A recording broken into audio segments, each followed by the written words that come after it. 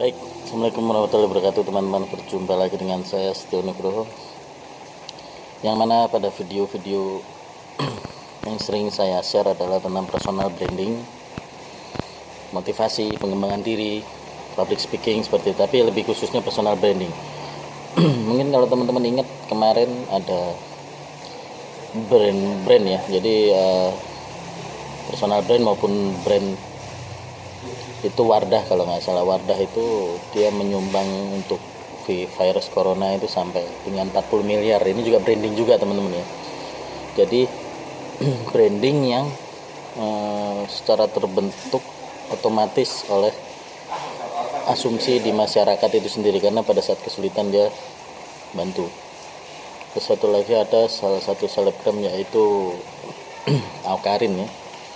Awkarin itu juga dia bagaimana dia terjun, dia selalu setiap ada momentum dia terjun. Nah, ini personal brandingnya udah sangat kuat sekali karena banyak di situ yang memberikan dukungan, support ataupun like, share and comment itu ya. Jadi itu personal branding yang efektif. Oke, baik. Itu tadi contoh bagaimana brand dibentuk, ditanamkan ke dalam sub-sub pikiran manusia yang kesan positif gitu. Baik. Pada kali ini saya akan men-share tentang video bagaimana produktivitas powerful di tahun 2020 ini. Oke, di awal tahun mungkin teman-teman punya progres yaitu resolusi tahun 2020 itu kayak gimana. Nah, di situ pula diterapkannya 1 tahun, tapi ternyata yang terjadi setiap resolusi itu biasanya teman-teman akan teknisnya, ini kan strategi kan bisa awal tahun, bisa tutup tahun sebelumnya bisa, tapi ketika eksekusi biasanya di akhir ya, September, November, Desember itu baru di-push, dikencengin, gas polos, gak rewel, remblong gitu ya.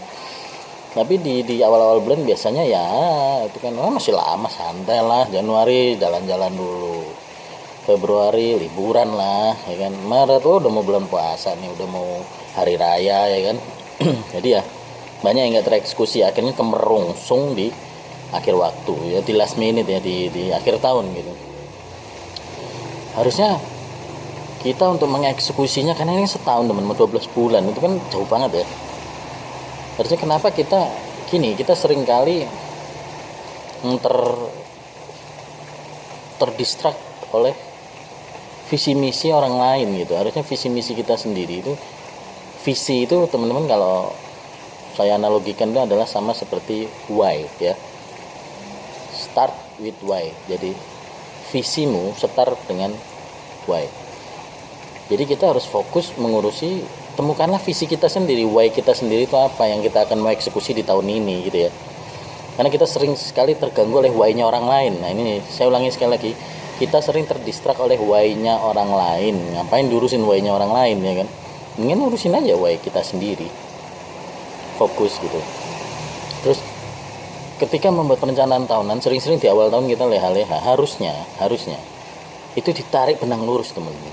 Ditarik aja, coba ditarik jadi per 3 bulan misalnya, 3 bulan nih. Jadi ketika kita pendekkan menjadi 3 bulan, maka itu bertanggal, terukur, semuanya bisa diukur ya. 3 bulan, maka di breakdown akan terlihat per pekannya seperti apa progresnya ya, per pekan. Terus lalu kalau pekan udah ketemu, kita harus ngapain aja, berarti bisa di breakdown lagi per day. Jadi day-nya ini harus benar-benar oke, selama ini mungkin kalau saya sendiri juga sering ya, jadi selama ini day per day-nya, day by day-nya ini seringkali tidak terukur teman-teman. Day-nya aja udah nggak terukur, apalagi kelihatannya memang karena ukurannya adalah tindakan ini kadang sibuk tapi tidak produktif ya, sibuk aja, terdistrak oleh gadget, terdistrak oleh email, terdistrak oleh WA grup. Seru nih, akhirnya ngobrol-ngobrol nggak karuan, waktu habis ya, waktu yang nggak bisa kembali ya.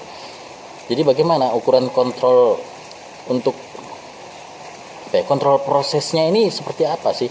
Karena penyebab gagal resolusi itu adalah di kontrol proses, kontrolnya ya. Kayak misalnya sibuk tidak produktif, jadi ukurannya cuma tindakan aja, gue udah sibuk banget nih hari ini, tapi mendekatkan dengan mimpi kita apa enggak, membesarkan bisnis kita walau hanya 1% enggak, ternyata malah sibuk tapi tidak produktif. Nah, bagaimana? Ya akhirnya ya dirubah, jangan ukurannya tindakan, yaitu ukurannya adalah capaian. Hari ini saya mencapai apa, jadi ada goal setting di situ per day-nya. Yang penting kita sibuk, produktif ya. Produktif saya nggak pakai istilah sibuk, pakai istilah produktif aja. Walaupun kita cuma 3-4 jam, kalau kita produktif maka akan bagus gitu, daripada yang seharian kelihatan sibuk, ngalor ngidul nggak karuan gitu. Gibah ya, banyak gibahnya sih biasanya gibah melulu, lihat why-nya orang lain tadi ya. Itu pokoknya teman-teman mulai sekarang jangan sampai terdistrak oleh why-nya orang lain. Kita why kita sendiri aja apa gitu, kita coba fokusin gitu ya teman-teman ya. Jadi itu tadi, balik lagi, kalau mau personal brandingnya kuat ya harus produktif, sangat produktif sekali. Karena di dalam teori habit itu kan, kalau 21 hari kita melakukan hal yang sama, maka akan menjadi habit baru, maka akan menjadi kebiasaan baru. Nah, kebiasaan baru yang lebih produktif teman-teman ya. Jadi 21 hari doang kok, sebentar itu kan.